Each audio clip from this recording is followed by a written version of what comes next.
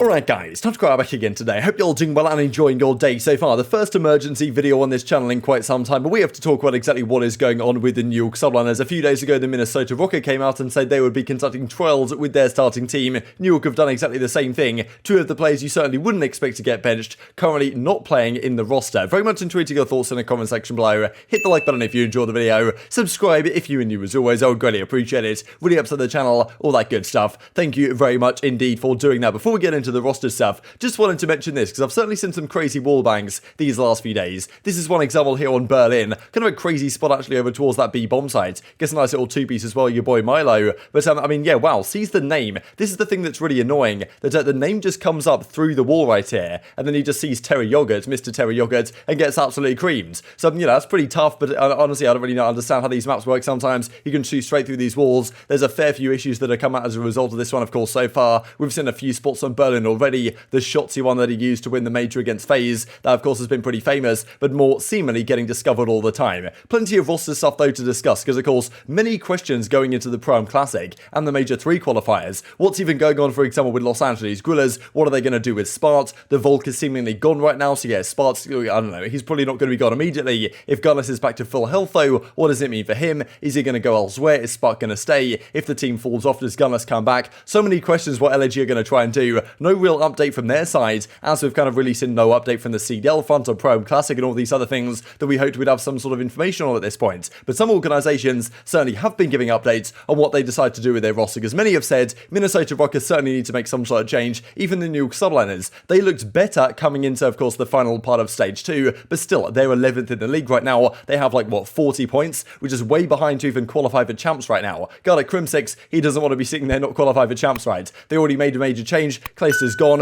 Paulex comes through. They looked better, but they go to the major and get 3-0'd by FaZe, I think, and then got reverse swept by Los Angeles Thieves to fall out. So yes, they looked better, but still, top 12 is top 12, and those are points that they really needed. So either they're going to have to look significantly better at the start of this stage and get a load of points on the board, or they're going to have to go even further and make some sort of changes, because there was some talk, okay, Neptune, is he as impactful as other SMGs might be? Does HyDra need another SMG partner? Yes, Neptune stepped up his game when Clayster was gone and Paulex came through, but still, in terms of engagements and damage and these type of questions, Neptune wasn't great, especially at the major, so many questions as a result of it. Now, a few days ago, Minnesota Rokkr came out with this very surprising thing, that they were going to conduct mid-stage trials, or I suppose mid-season break, whatever, trials. This is something which is popular in other esports, hasn't really been a thing in Call of Duty, because there's usually not the time to make this turnaround work. However, Rokkr said, look, effectively nobody is safe. We're going to try out pros, amateurs, whatever we think will work, give it a go for a few weeks, find what iteration of the roster we think works best, we want to move with going forwards. Now, seemingly following the lead of the Minnesota Rokkr is none other than the New York subliners themselves. They came out with this just a couple of hours ago, an update on the team update as is described. The mid-season break gives us time to reevaluate ourselves as Major 3 approaches. Starting today, we are going to be committed to open trials involving our current roster and new players. There will be an assessment of individual performance and in-game synergy, fantastic buzzword among players, to determine the best fits going forwards. Thank you to all the supporters through thick and thin. More details on our roster as open trials come to a conclusion. So clearly, they're not happy with the team. Whatever's been happening in scrims the last few days, they're not thinking this team is going to be the one to win them champs or win them an event and all this type of stuff. So they seemingly are wanting to make a change. If they were committed with this roster, they wouldn't be doing this, because the problem is, like, if you think this roster is, you know, going to be okay, because Minnesota said kind of that, like, if these trials don't work out, maybe we can still keep the current roster and it will be okay. But that seems somewhat doubtful. In New York's case, they're basically saying, look, our roster's chalked, we've got to try something else. Like, it's highly doubtful this team of 4 that is currently there is going to continue going, because you know, all the friction that would create internally, possibly something like this without a new team could be somewhat strange. But look, this is what they plan to do. The question is though, who are they going to get rid of? Because starting today, these trials are taking place, so you would imagine the first trials they make are the trials that they think might be the most likely to succeed, right? You're not going to start with trials that you think are probably least likely to work, which is why it's very intriguing to me that Crimsix and HyDra are the 2 players this evening not playing with the team. Crim explains in this clip right here that him and HyDra, currently they're just playing ranked play together on stream, and that the rest of the squad is trialing with other players. So Paulex and Neptune still there. The other 2 players unknown, even though I show a clip here where Rami Bambi, who is playing in a match, says that he thinks it might be Jordan General. Whether he's joking or not, who knows? But even then, seems like a relatively plausible player. Like, look, how many good men are there outside of the league? General is certainly one of them. He might be currently subbing in for the subliners as we speak. So who knows what's going on? But yeah, to me, if you're Daryl and if you're the coaching staff of this team, your plan probably would be be, let's try the team the first day that we think makes the most sense. Let's keep the players we think make the most sense to keep. And if, of course, you know, you think that Crim and HyDra, probably the two players on the team you'd think are most likely to stay. HyDra especially. Like, there's no way they're getting rid of HyDra, right? Doesn't really make much sense. But this is what Crimsix has to say.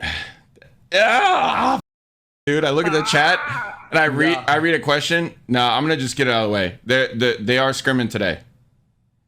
They are scrimming today. The trials are being run today. I'm not playing. Paco's not playing. Who is playing, you might ask? Maybe Santa Claus. Maybe I think the Tooth Fairy might be playing, bro. Maybe Hermione Granger. You know what I mean? Yeah, wait. You don't know who the Tooth Fairy is? They don't got that bitch in France? I don't know what you're talking about. The Tooth Fairy? Tooth Fairy? Yeah. What is that?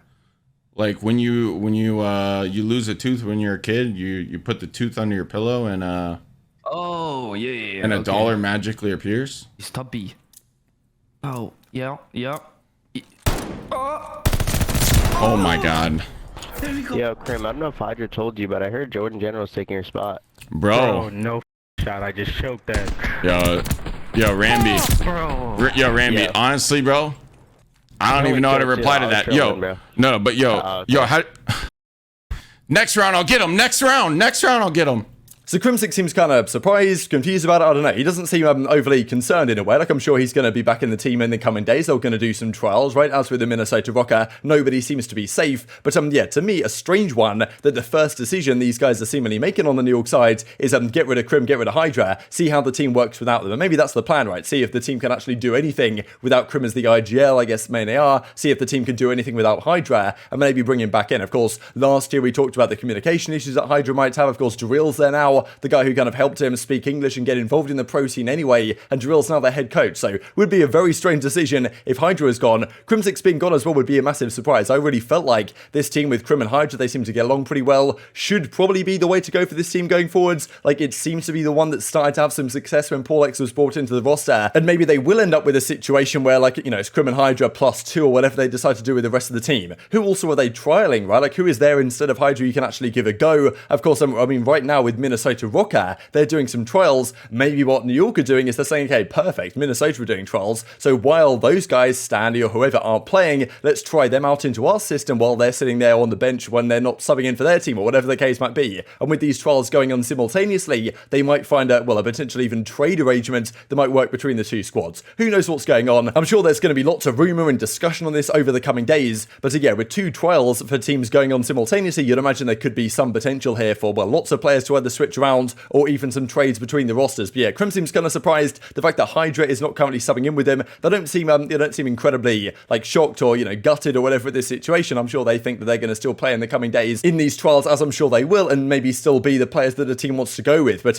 yeah, very strange situation, right? The New York come up with this, and immediately day one of the trials, Crim and HyDra sitting there on the bench as the rest of the team scrimmers behind the scenes. Like, as you can see here, ranked with HyDra, that is what was at least going on as of recording this video right now. Got to talk about Clayster though as well, because there's lots to talk about Clayster. Like, could he go anywhere? Of course, like the New York situation, the ship has probably sailed on that front, but in fairness, Clay is right now sitting there on the bench. It wouldn't be a massive surprise if they decided to try him out instead of Crim, because of course when they made the change, it was not necessarily a rash change, but like in Call of Duty generally, there's not all that many breaks where you get a lot of time to consider these changes, right? Like, they probably had to make the call, it's either Crim or Clay. What did HyDra want to do? HyDra might have said, okay, I want to go with Crim. Maybe the rest of the team, the organization said, okay, let's keep Crim over Clay, given it seemed like we've only got to have one over two of them, or one out of the two of them. But maybe nowadays, Crim's sitting there on the bench, they give Clay another go. Like, Clay's been trying to get some trials anywhere he can to still compete, and as he even says right here, spare trial please. Now, well, seemingly he's maybe struggling to get one, but I believe even Brian State came in the reply and said, you know, getting the team speak, we're about ready to go here on the Minnesota front. So you'd imagine if Minnesota were considering all options, as are New York, Clay might get a go in one of these two different teams. Even though Zero says, you sort this man out with the trial, can't stand to see see him not play any longer. Honestly, can never even take your spot tray at the Royal Ravens. But yeah, apparently there's some, well, Zero's managed to predict it with this GIF that he's going to Los Angeles Thieves. And Octane was kind of in the replies thinking, hang on a second, lads. Maybe I've just managed to lock down my spot as the main assault rifle. And well, this also from Ravens, like, how was your meme game? This a fantastic one as well. We'll see you in the office. So that we imagine is not going to happen. But well, this might be happening, as Clayster I thought was quite interesting right here. He's under contract with New York until the end of this season. New York could technically loan me to a team where the other team picks up my salary or something for the remaining months, saves New York and the whatever other team money. So that's definitely possible. The money situation has been a big one with regard to Clayster, but if he was loaned somewhere and then that team picks up his salary, then maybe you don't have to so much worry about that contract situation. So that is a way that potentially Minnesota Rokkr can get around this if they want to, or even New York themselves could bring Clay back. Who knows? Might not be the greatest idea, but you know, it's still something they could well do. It's just kind of crazy that these trial situations are going on, given we've really never seen these in Call of Duty, and now two of the top organizations are doing them at exactly the same time. There was some talk and some follow-up on this as well, of course, as you might well expect. Azuma says CDL teams starting to run trials during the break. What do you guys think about this? Like, very interesting stuff, no doubt. Roster changes most certainly bring. It's highly unlikely these two teams come out of these trial periods and just keep the same roster they had. They know there's a lot of work to improve on here, and as Parasite says, better than not doing anything at all. I like the effort these teams are at least making. Who knows how it'll pan out, though? No guarantees it's going to work, but of course, it should, in theory, give them more time to think about, okay, is this team actually the composition that is going to work, rather than making kind of a quick-fire change, and then, well, no ideas what's going to go on there. And I'm sure Crone is having a field day trying to figure out which players are trialing in, trying to get the information, because every single day they're probably trialing with a different team. So I'm sure there might be some interesting leaks that come out over the coming days as a result of this one. This also from Doug, kind of interesting this got deleted, but as he says, it's great to see professional Call of Duty teams host trials. Back in the day, you'd spawn in and get a scrim with a team, and if you get smoked, that's the team split up. Never understood how teams can invest hundreds of thousands into players without even knowing how they work together. Right? That's the thing. Generally, players have just kind of had in their own minds, we're going to work well with this guy, going to work well with this guy, and then you, of course, form the roster. For example, Crimsix, Clayster, HyDra, and Neptune, hope it's going to work, and then within a few weeks, you realise that roster's got no potential at all, and you've effectively wasted all that money. So maybe trials will become an increasingly common thing as Call of Duty history progresses, and I guess this break period, even though a lot of people have been against it, and understandably so, has had some positives in that effect for some of these teams. Just wanted to mention this, of course, as well, because speaking of some players that could sub in and get changed around, the lowest rated players, the lowest 10 rated players on the Lionman cards look something like this. It's well, pretty difficult for some of these guys, but of course it's your boys over at Los Angeles Thieves, Drazah and Kenny, looking it up with a 57, 56 between them. In fairness, they get kind of punished, not necessarily unjustly, but because they were -5 in their record, I'm pretty sure they lose 5 from their kind of score right here. So they get kind of destroyed. Priestahh on a 66er, like he's certainly a player that might be out of the Minnesota Rokkr. MajorManiak not too far above him as well. A lot of the Paris Asian guys, of course, as you might well expect, and even Cammy and Bance from Toronto, despite the fact that they've said they're not making any moves, they might be looking at Minnesota and New York and they're going to hang on a second,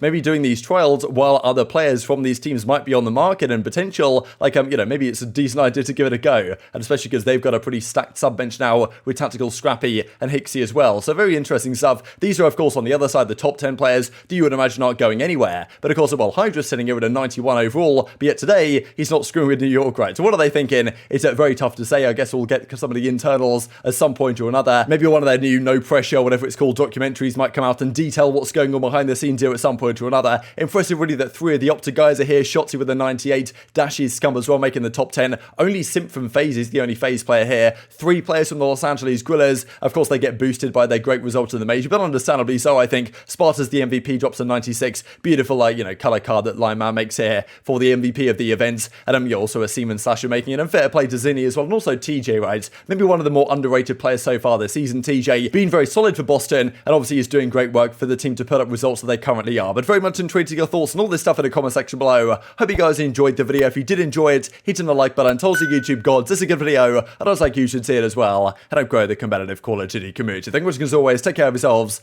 and I will see you next time.